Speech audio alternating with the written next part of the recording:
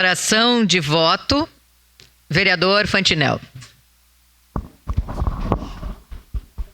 Senhora presidente, me surpreende muitos comentários aqui que eu ouço falar de comparar isso com aquilo ou aquele outro. Em primeiro lugar, remédio de qualquer tipo, bebida de qualquer tipo, não financia o armamento. Ponto. Se o cara quer tomar 10 Rivotril, 50 diazepam, é problema dele. Ele vai se prejudicar ele. Mas ele não está financiando o armamento que mata as pessoas na rua. Ponto.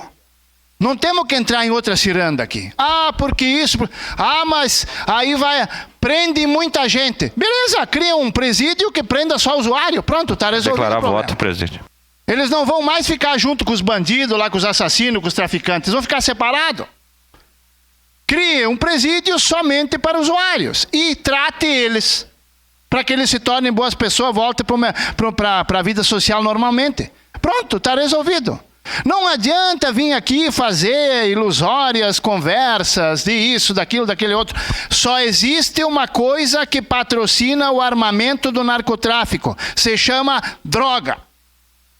Ilícita. Ponto. E é isso que a gente tem que combater. O que é que mata as pessoas na rua, nos assaltos, nas brigas?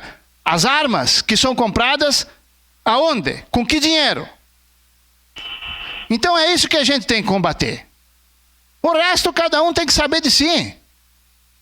Então não se pode discutir outras questões. Aqui não é uma questão de partido, de raça, de cor, de credo, disso, daquilo, esquerda, direita, não sei. Não é isso. A questão é financiar o narcotráfico. Por quê? Porque o cara que fuma um cigarinho só, um só, ele não compra na farmácia e nem no mercado. Ele patrocina o narcotráfico. Voto sim, senhora presidente. Obrigado.